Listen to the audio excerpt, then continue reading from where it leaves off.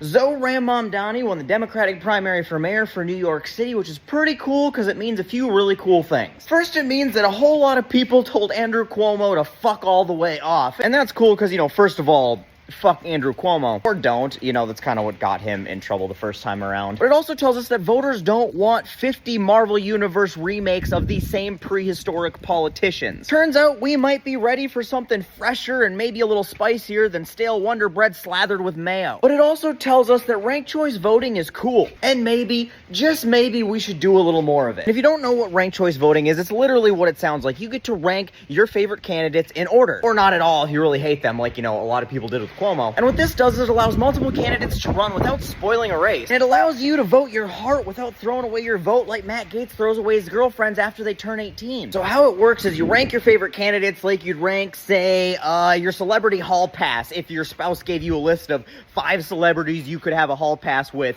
the order that you would pick them in. So like, let's say, for example, Chris Hemsworth and or Emma Watson were on that list. And depending on how many colors are in your rainbow or which way your pendulum swings, one of them would probably be pretty close to the top, right? So you rank them number 1. Then you just go down the list, right? Like George Clooney and or Angelina Jolie, probably somewhere in the middle, like not top pick, but you wouldn't be unhappy with them. And then like Kid Rock, you just scratch them off the list altogether. And then imagine you did that, and so did all of your other couples friends, right? Then you're gonna get together and tally up all of your rankings, and those are gonna be votes. And whichever person has the highest ranking of over 50% of all of the votes wins, and that's gonna be all of your guys' one hall pass. So like, you got that one trashy couple who still thinks Kid Rock's hot because they peaked in 1998, and so like that's still at the top of their list for some reason, and they're the only person who voted for him. So Kid Rock gets knocked out of the running right away. So then because their top person didn't get enough votes, their second pick, which let's say is George Clooney, comes up, and that's now their top vote. So this completely scratches Kid Rock off the list. Nobody has to fuck him, thank God. And then it moves down to their second choice list,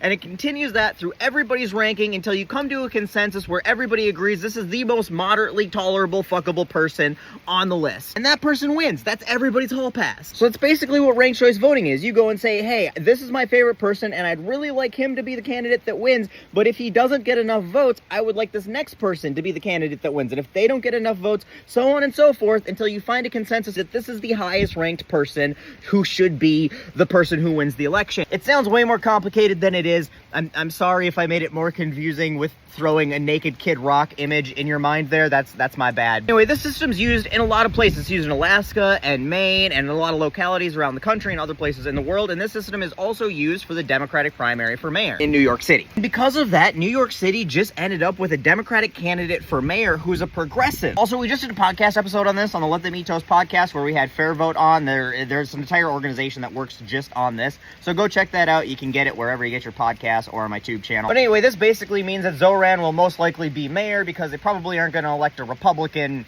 in New York City. And this shows us that when people are given the opportunity to vote in a way that best represents them without having to pick the lesser of two evils, we end up with more progressive candidates that are more working class and more representative of the policies that people say they want. We need to be pushing for this kind of stuff in every election. Up and down the board, from small town mayor to president, this is the voting system that we should be pushing for. And if you still don't get it, don't let that get in your way. I promise you it's not nearly as complicated as it sounds. In every single place it's been implemented, people love it. And not only do people love it, establishment politicians from both parties hate it, which obviously means it's a good thing, right? We should do the things that they hate. Now, I'm super excited to see what Zohran can actually do. I am, however, incredibly disheartened and disappointed in a lot of my fellow citizens from the xenophobia and racism we've seen from his win. He's an immigrant. He's a Muslim. His name is Zohran Mamdani. There was gonna be some racism, right? But the amount that has come from people that I didn't expect it from, like